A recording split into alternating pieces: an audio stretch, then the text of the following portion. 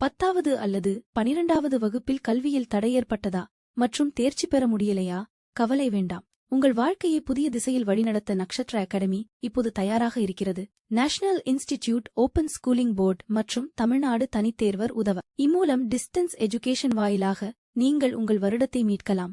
அதிகாரப்பூர்வமான தேர்வுகள், குறைந்த அழுத்தம், உங்கள் கல்வி கனவை இன்னும் நெருங்குங்கள். ஸ்பெஷல் கிளாஸ்கள், இண்டிவிஜுவல் கைடன்ஸ் மற்றும் ஃபுல் சப்போர்ட். இது உங்கள் இரண்டாவது வாய்ப்பு. இப்போதே அழைக்கவும். நக்ஷத்ரா அகாடமி. உங்கள் கனவுகள் நிறைவேற வேண்டுமா? உங்கள் அழைப்பை இப்போது தொடங்குங்கள். இப்போது உங்கள் குழந்தைக்கு புதிய அரங்கம். நட்சத்திரா ப்ரீ ஸ்கூலின் டே கேர் சேவையில் 1.5 வயது மற்றும் அதற்கு மேற்பட்ட குழந்தைகளுக்காக காலை 9 மணி முதல் மாலை 6 மணி வரை பாதுகாப்பான விளையாட்டு மற்றும் கற்றல் சூழலில் நேரம் செலவிடுங்கள். இது உங்கள் குழந்தைக்கான சிறந்த ஆரம்பம். சினிமா உலகில் விருதுகள் என்பது வெறும் அங்கீகாரங்கள் மட்டுமல்ல, அவை ஒரு கலையின் தரத்தையும் ஒரு கலைஞனின் உழைப்பையும் பிரதிபலிக்கும் கண்ணாடிகள். ஆனால் சில சமயங்களில் இந்த கண்ணாடிகள் மங்கலாகி உண்மையான பிம்பத்தை மறைத்து விடுகின்றன. அப்படி ஒரு மங்கலான தருணத்தைத்தான் தேசிய திரைப்பட விருதுகள் சந்தித்துள்ளன. மலையாள சினிமாவின் மாபெரும் ஆளுமை மம்மூட்டி புறக்கணிக்கப்பட்டதாக ஒரு பெரும் விவாதம் வெடித்துள்ளது. இந்த விவாதத்திற்கு தீ மூட்டியவர் நடிகர் பிரகாஷ் ராஜ். அவரது அனல் பறக்கும் கருத்துக்கள் சமூக வலைத்தளங்களில் பெரும் அதிர்வலைகளை ஏற்படுத்தியுள்ளன. தேசிய விருதுகள் மம்மூட்டிக்கு தகுதியற்றவை என்று பிரகாஷ் ராஜ் வெளிப்படையாக கூறியுள்ளார். இது ஒரு சாதாரண விமர்சனம் அல்ல, இது ஒரு நேரடி தாக்குதல். திரிசூரில் நடைபெற்ற 55வது கேரள மாநில திரைப்பட விருதுகள் அறிவிப்பின் போது அவர் இந்த கருத்தை வெளியிட்டார். அவரது வார்த்தைகள் தேசிய விருதுகளின் நம்பகத்தன்மையை கேள்விக்குள்ளாக்கியுள்ளன. கோப்புகளும் குவியல்களும் விருதுகளை பெறுகின்றன என்று அவர் சாடியுள்ளார். இது உண்மையான கலைத்திறனை விட வேறு ஏதோ ஒன்றுக்கு முக்கியத்துவம் அளிக்கப்படுவதை சுட்டிக்காட்டுகிறது. பிரகாஷ் ராஜ் 55வது கேரள மாநில திரைப்பட விருதுகளின் நடுவர் குழு தலைவராக பணியாற்றினார். அந்த அனுபவத்தின் அடிப்படையில் அவர் இந்த விமர்சனத்தை முன்வைத்துள்ளார். கேரள மாநில விருதுகளில் நடுவர் குழுவின் சுதந்திரம் முழுமையாக மதிக்கப்பட்டதாக அவர் பெருமையுடன் குறிப்பிட்டார். எந்தவித சமரசமும் இன்றி சிறந்த படைப்புகள் அங்கீகரிக்கப்பட்டன என்றார். ஆனால் தேசிய அளவில் இந்த சுதந்திரமும் நேர்மையும் இல்லை என்பது அவரது குற்றச்சாட்டு. இது விருது வழங்கும் அமைப்புகளின் வெளிப்படைத்தன்மை குறித்த கேள்விகளை எழுப்புகிறது. மம்மூட்டியின் பிரம்மயுகம் திரைப்படத்தில் அவரது நடிப்பை பிரகாஷ் ராஜ் வெகுவாக பாராட்டினார். அது நுட்பமான நடிப்பின் ஒரு மாஸ்டர் கிளாஸ் என்று அவர் வர்ணித்தார். மம்மூட்டி அமைதியின் மூலம் ஆழமான உணர்வுகளை வெளிப்படுத்தும் திறன் கொண்டவர். இந்த திறமை இன்றைய இளம் நடிகர்களிடம் அரிதாகவே காணப்படுகிறது என்று பிரகாஷ் ராஜ் கூறினார். உண்மையான திறமை பேசும்போது வயது மற்றும் அனுபவம் ஒரு பொருட்டல்ல என்பதை அவர் வலியுறுத்தினார். மம்மூட்டியின் நடிப்பு ஒரு உத்வேகம் என்றார்.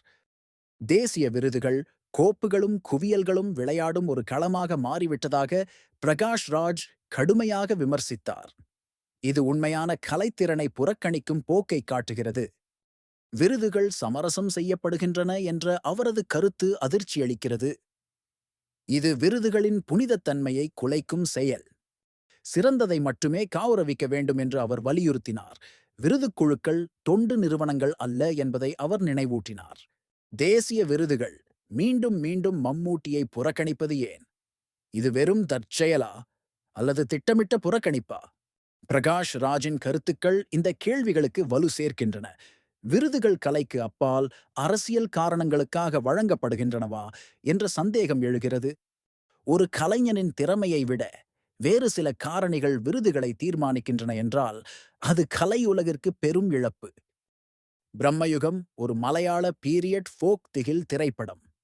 ராகுல் சதாசிவன் இயக்கிய இந்த படத்தில் மம்மூட்டி, அர்ஜுன் அசோகன், சித்தார்த் பரதன் ஆகியோர் நடித்துள்ளனர். 17ஆம் நூற்றாண்டு மலபாரில் நடக்கும் கதை இது. தேவன் என்ற நாடோடி பாடகன் ஒரு மர்மமான மாளிகையில் தஞ்சம் புகுகிறான். அந்த மாளிகையை ஆளும் கொடிமன் போட்டி என்ற மந்திரவாதி இருண்ட ரகசியங்களை மறைக்கிறான்.